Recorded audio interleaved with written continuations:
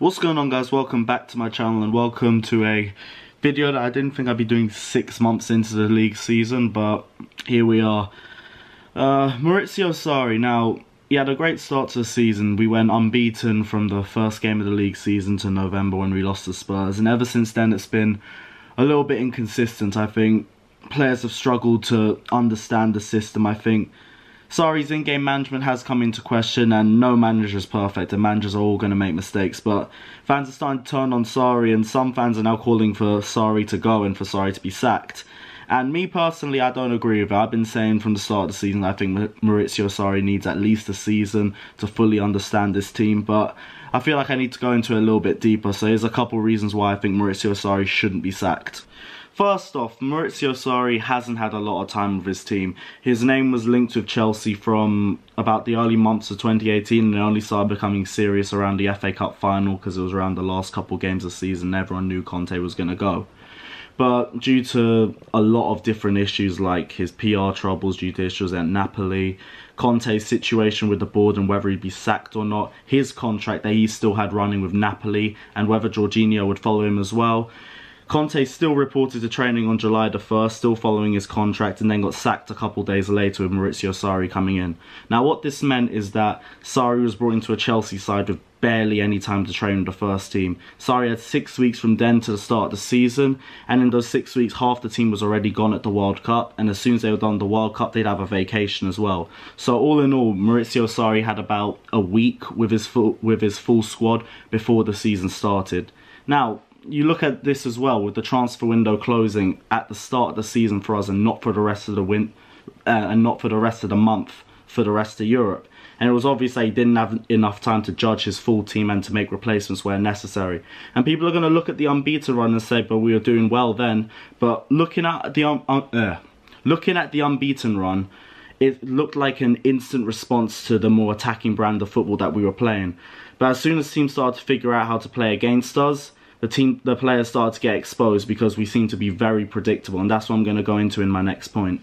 Now, my second point is that I don't believe the players are fully fulfilling their roles in terms of what each player needs to do for this system to work, and I think because of that, the entire system is failing as a result of that. Now, I'm going to use an example as the midfield. Now, I think the midfield, in terms of quality on the ball, our starting 11 is great. Kovacic is great on the ball. Jorginho is a great passer. Kante is just excellent.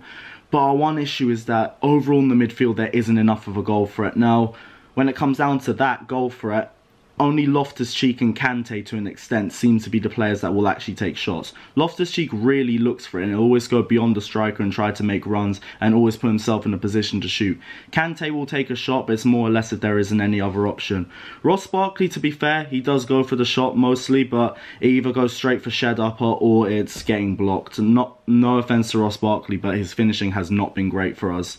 Kovacic needs to start taking shots. He's got great quality on the ball, but his goals and assists just aren't there, and he hasn't got enough of a direct threat. And that's why I think it's holding us back, because we are just too slow on the ball. And when you look at the wingers as well, Hazard and Willian both prefer the ball being played to their feet instead of looking for runs, and sometimes they'll look to drop deeper to collect the ball when teams sit back. And most teams will do that against us because of the lack of goal threat from midfield. Now, what this means at times is that we're constantly passing the ball around looking for an option when there isn't an option being made. Other times we do end up making the chances, but when we usually do, the finishing isn't there. Now, I'm not trying to say we're a poor team, because we're not. We've improved a lot from last season, and we've started to create a lot more chances, and we dominate possession a lot more. And to be fair to the centre-backs, they're consistently putting through long balls and doing their job to try and help create the attack. David Luiz has one of the best long balls in the league.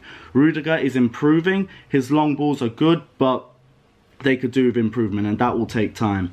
But the issue is the attack just isn't there. We struggle with finishing whenever we do make the chances. Whenever we don't make the chances, we're just passing the ball around looking for an option that isn't there. And Higuain has been brought in to improve the finishing, and he's always making runs. I remember looking at the Bournemouth game back on Wednesday, and he was always making runs, but the ball wasn't being played to him. And that's what the problem is. The passing just isn't there. The crossing from the fullbacks are just poor. And that's where the issue is. The issue is coming from the players, and it's not coming from Sarri. Sarri said his team still needs to understand the basics of this system system, and that's going to take at least a season, and that's going to take time. This is a defensive team that Sarri took on with barely any time to work with them. They're defensive minded, and to pull them out of these traits will take time, and that's why I keep sticking with it. Will take time. Now, my last point is lack of quality and depth, and I think we did a pretty good job in January getting rid of some deadwood in terms of Moses, Fabregas and Morata, but the issue was replacements. Morata was replaced with Higuain. Issue is he's on a 6-month loan. If we keep him afterwards, fair play. If we don't, then we need to go looking for another striker. When it comes to Cesc Fabregas, getting rid of him was the right move. He'd obviously lost his legs, and it was nice to let him go with grace against Nottingham Forest, but we didn't get a replacement, and that's what the problem is. Jorginho's probably going to be exhausted by the end of the season. Hopefully we can play Kovacic or Ampadu and they can thrive in that position as well, but we should be looking for another centre mid who can play in Jorginho's role next season. We also need to be looking for centre mids because, in my opinion, Ross Barkley hasn't done enough to warrant a place at this Chelsea side. He only cost 15 million, so it was a safe risk, but I just don't think it's worked.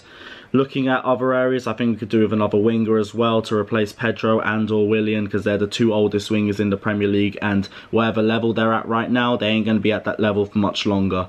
We need to get a new striker if Higuain doesn't stay, and I think for last point, fullbacks as well. I think the fullbacks have been poor and the crossing from them has not been good enough. I'd keep Azpilicueta because he's a quality defender, but I feel like we need to give him more competition because Zappacosta just is average. I think Alonso's been too slow and he's been exposed as a left back, so I think we should be getting rid of him as well. But I think there's obviously a lot of work that needs to be done in the summer and needs to be done with this whole team. And Sarri isn't the problem. Getting rid of the manager just by himself is just the same issue that we've been dealing with for years and years. And yeah, it's won us trophies, but fans have been asking for stability. If you want stability, don't be looking to get rid of a manager after 6 months, because that's just stupidness, and that obviously doesn't make sense. Keep Sarri for at least a season. If we have the same problems next season, then we need to look at a case of, is this the manager? Is this the players? What are we not doing? What needs to be done? But Sarri needs a season. This is a defensive team with a defensive-minded strategy, and Sarri's trying to get them to focus on being more attacking and playing his attacking brand of football. That's going to take time. Let's give him the time. But guys, let me know if you agree or disagree with any of what I've said. Don't forget to like and subscribe to Carefree Lewis G. I just want to say thanks for 1k subs as well. It's a great start for me. It's the start of many. I'm not celebrating it too much because I want to celebrate when I actually hit big numbers. 1k is just a start, but it's nothing. Let's see what happens. Let's head down to Huddersfield tomorrow. I hope we get a win because we need to bounce back. Arsenal are facing City. They're probably going to lose, so we want to win against Huddersfield. But the issue is we also have City next after that, so we're going to want to hope and get something against them. But let's see what happens. It's going to be a really hard month, but we need to stick by the manager and stick by the players. Let me know what you guys think. Don't forget to like and subscribe, and I'll see you soon.